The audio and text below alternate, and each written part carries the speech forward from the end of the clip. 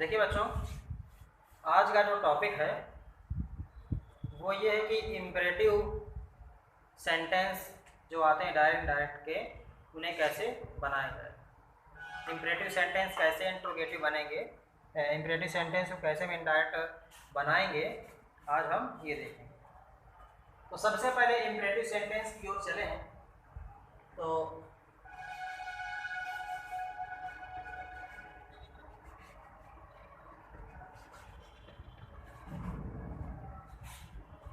Imperative जो sentence हैं, सबसे पहले हम इनके विषय में जानेंगे कि इम्परेटिव सेंटेंस क्या होते हैं।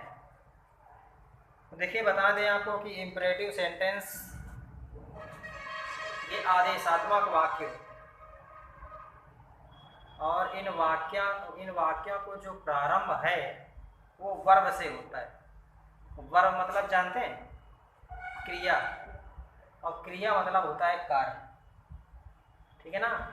जो भी टेंस क्रिया से प्रारंभ होता है, क्रिया मतलब कार्य, काम, जैसे कि सुबह उठना, रोना, गाना, देखना, सुनना, बैठना, खाना, पीना, सुबह से लेकर के हम शाम तक जो भी वर्क करते हैं, जो भी काम करते हैं, वो सभी क्रियाएं होती हैं। और जो भी टेंस क्रिया से प्रारंभ हो उन्हें इम्परेटिव सेंटेंस कहा जा सकता है। एक तो बात ये हो गई। दूसरी बात ये होती है कि इन वाक्यों में छिपा हुआ कर्ता जो होता है वो यू होता है। क्या होता है? इन वाक्यों में जो छिपा हुआ जो कर्ता होता है वो यू होता है, छिपा हुआ कर्ता। ठीक है। और इसके बाद होता क्या है कि जब ये वाक्य प्रारंभ होते हैं तो इन वाक्यों के प्रारंभ में कभी भी आपको कर्ता नहीं दिया गया होता है, लास्ट में फुल स्टॉप होता है। कितनी बात समझ में आ गई हो? ठीक है ना। अच्छा, अब हम लोग देखिए क्या करते हैं। तो इम्परेटिव सेंटेंस समझ में आ गया कि इम्परेटिव सेंटेंस जो इन्हें कहते हैं जो वाक्य वर्ब से प्रारंभ हो, क्रिया से प्रारंभ हो एवं वाक्य के अंत में फुल स्टॉप हो, इन्हें इम्परेटिव या आदेशात्मक वाक्य कहा जाता है। और जब ये वाक्य निगेटिव होते हैं तब इन्हें या ये वाक्य डू नॉट या डोंट से प्रारंभ होते हैं एवं वाक्य के अंत में फुल स्टॉप का प्रयोग होता है। इन वाक्यों का जो छिपा हुआ कर्ता होता है वो यू होता है। क्या होता है? यू। ठीक। तो इस तरह से अब चलते हैं आगे की ओर। तो इसमें होता क्या है इन वाक्यों में कि जैसे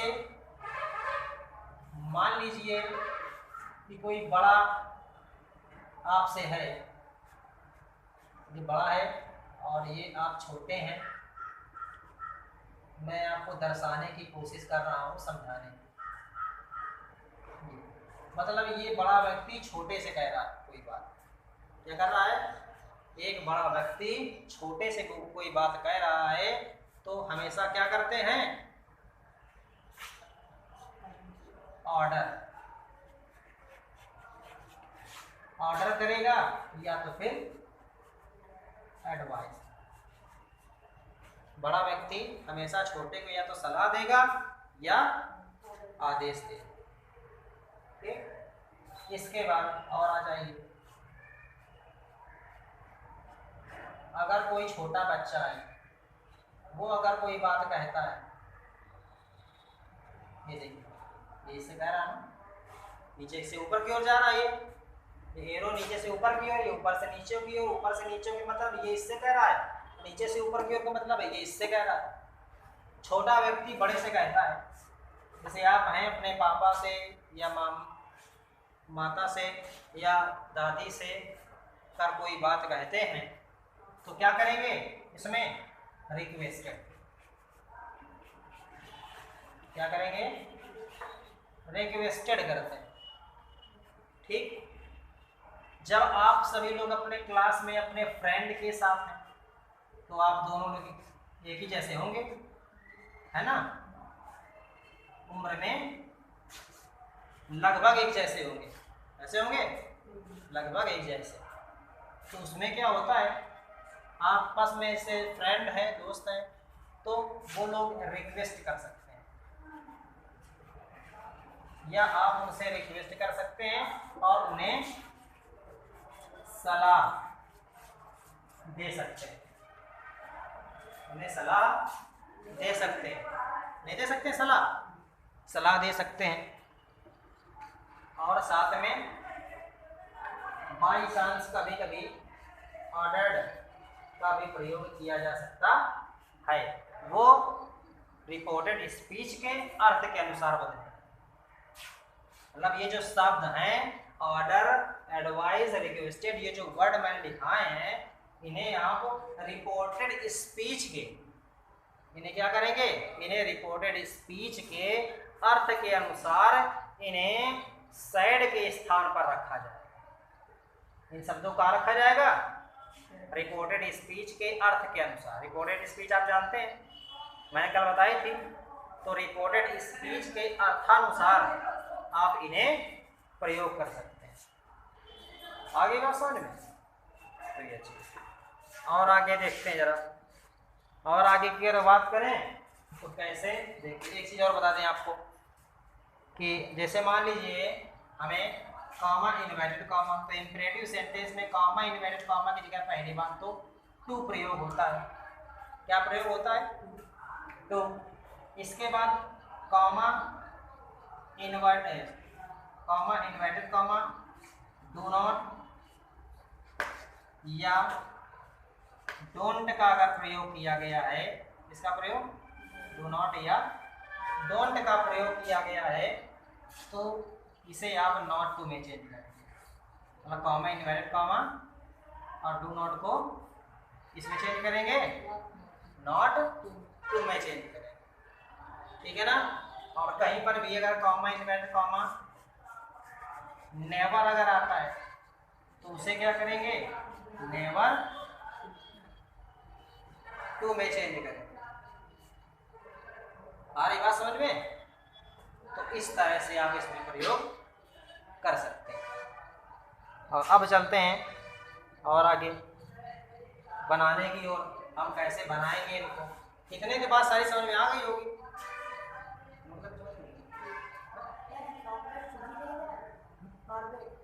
तो हमने इसमें नॉट लगा दिया, नॉट या फॉरवर्ड यूज किया जाता है। जैसे अगर ऐसे मान लो फॉरवर्ड यूज करें तो नॉट यूज नहीं करेंगे, ठीक है ना। फिर टू लगाएंगे। जो फॉरवर्ड की बात कर रहे हैं, फॉरवर्ड की जो बात की जा रही है, तो अब जैसे मान लीजिए यहाँ पर हमने कंजंक्शन की जगह आपको नॉट टू यूज कर दिया। अगर आप फॉरवर्ड यूज करेंगे सैड की जगह ना, फॉरवर्ड जब यूज करेंगे तो फिर इसमें नॉट टू का प्रयोग नहीं करते, फिर इसमें कंजंक्शन टू लगता है। क्या लगता है? कंजंक्शन टू यूज करेंगे। फॉरवर्ड यूज करने के बाद कंजंक्शन टू यूज किया जाता है, ठीक है। अगर आप सलाह एडवाइस अगर ले रहे हैं, एडवाइस यूज करते हैं, तो कंजंक्शन नॉट टू का यूज कर सकते हैं, ठीक है ना। आई बात समझ में? तो इस तरह से आप फॉरवर्ड भी यूज करते हैं, लेकिन फिर उसके बाद बदलाव क्या होता है, कंजंक्शन के रूप में क्या यूज करेंगे, फिर टू। क्या यूज करेंगे? टू, है ना। और सारी कंडीशन हो जाती है ना, ठीक। तो इस तरह से अब हम लोग चलते हैं बनाने की ओर।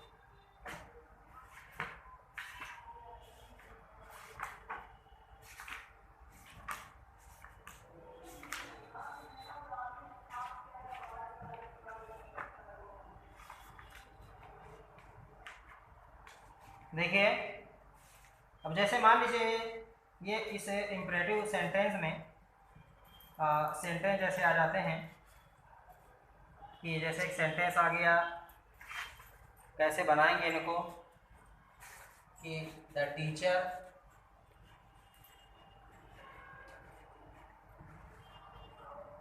Said to me, comma inverted comma, go out of the room at once, ठीक है ना। ये सेंटेंस दे दिया गया। टीचर ने मुझसे कहा गो आउट, बाहर जाओ, अभी कभी कमरे से बाहर जाओ। तो अध्यापक क्या कह रहा है? सलाह दे रहा है कि आदेश कर रहा है कि रिक्वेस्ट कर रहा है? आदेश दे रहा है, तो क्या करेंगे, द टीचर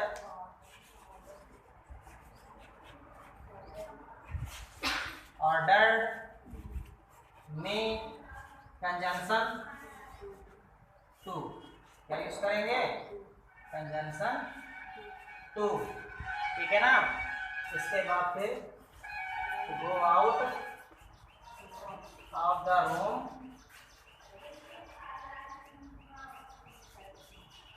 एट वन।